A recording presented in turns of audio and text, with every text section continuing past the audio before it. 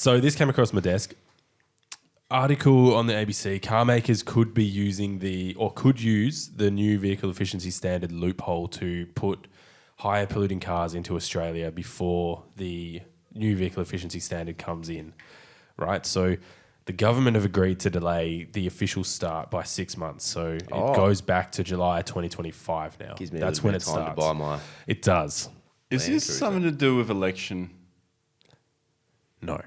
No, okay. Well, I mean, yes, everything's to do with election, but no. So they're negotiating with the motor industry to push it back to July 2025, right? So in part to allow time for systems to be adapted into the new laws. There's a loophole in how vehicles are registered when they come into Australia that allows car manufacturers to import their highest polluting cars in the first 6 months of the scheme and then sell them over the next 12 to 18 months, right?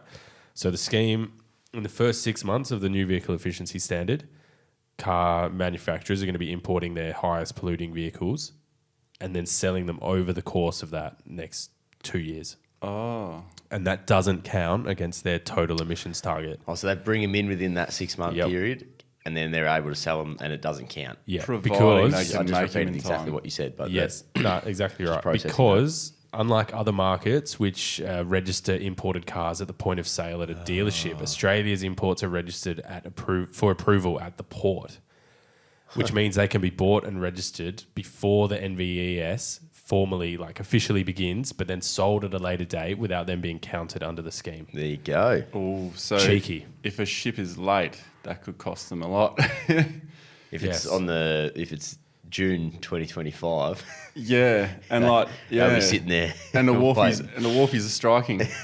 That's really going to stuff them over. But that's it. That's really interesting, isn't it? Like that's probably I know we've covered It's the only a NVES yeah. like little holistically, bit. but that's a pretty good little bit of information there. Interesting, isn't it? So other countries aren't getting the same. Well, some other markets, yeah. So they register their cars as soon as they're sold from a dealership. Right. But Australia registers them at the port. So I buy my Toyota through Toyota. I'm on the wait list, say, which I don't think you can get on the wait list for the 70 series at the moment. But like, say I was doing that now, and it comes over. It's not registered as I purchase it, which is like in some countries. It's when it gets here. Is that what you're saying? Yeah, at the port. So when it gets to the port, that's when they get registered. Right. Interesting. I'm just going to pull my laptop out because I've actually got Yeah, go. I've actually got all the highest selling cars for the last 3 years. I did a bit of research on this the other day. He brings his laptop out and just monsters mine. It's way better. Well, no, not I better. edit Bigger. this, so Bigger isn't always better, mate. It's better. Yeah, it's Pro. I've got the air. this also that means that they can get more credits because the NVES uses a credit system. Yep. So they can get more credits to use over like that 2 year period, which will allow them to like more easily meet their climate. It's a cheeky obligations. loophole, isn't It's it? a cheeky loophole, but it's very confusing. So it's obviously a massive deal for the car industry if they're looking for these loopholes and they're pushing it back and they're going to do this because rather than not trying to just nullify the whole thing, they're more focused on pushing it back, or maybe they know that it's not going to happen to nullify it.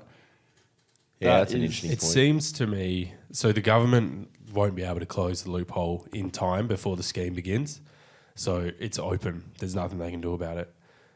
But it seems to me that it's almost going to be a standoff, right? Because car manufacturers are going to have to bring their stock, the cars that they're importing forward. So the deadline that they would have had is now going to be a lot closer for them to import cars into Australia, right? Yep. Cars that are going to be... Whoa. There's God. a lumpy one, that one. Cars that are going to be really high in emissions are going to have to be brought forward if they want to get them into Australia without penalty. falling under that tax. Yep. But that just means they're going to have to really, really put their pedal to the floor to get them in. Where'd you find this one? This was on the ABC. Ah, right. All right, so the last 3 years, so 2021 to 2023, like the whole years, Toyota Hilux is the number one selling vehicle. Look, let's factor in fleet cars etc. I'm just going to round the numbers up. 150,000 cars of Hiluxes. Guess what the second most selling vehicle is? Like, these are like four-wheel drives. The most sold four-wheel drives. Ranger. I'd say the Ranger. Ranger's third, Right. at 82,000 over those 3 years. But what do you think is above that? Second place. Couldn't be a 79. It's the Land Cruiser 70 Series. Oh, wow. Yeah. The 70 Series in total is 84,000. Wow. Yeah. Really? Yeah. Going by what I've accumulated here. I'm a bit worried about what Jaden's look, because I think he's checking on me here. Oh no, I'm just taking it all in. Yeah. And the 300 series over the last 3 years is 35,000 at 11th. Yeah, okay. Yeah. And that vehicle is starting to sell more and more, and the 70 series is starting to sell less and less. And I think it's because they've been hard to get. So if you're Toyota and you're selling the two most, including fleet cars and whatever it is, Yeah. so does that mean that you're going to have to sell less four-wheel drives and like those big cars that are going to come under this NVES when it comes into place? Or do you just have to like offset it with the sale of your hybrid and electric cars?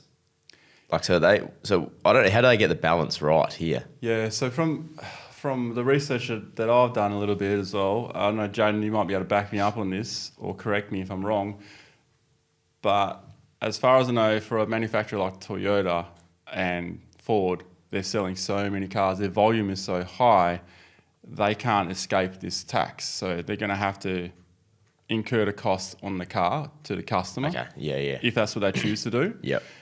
Or absorb it somehow, which they won't, because they're there to make a profit. Yeah. But someone like Ineos, the Grenadier, because they're only selling so many cars a year around the globe, like 20, 30,000, maybe 40,000, it's not going to affect them at all.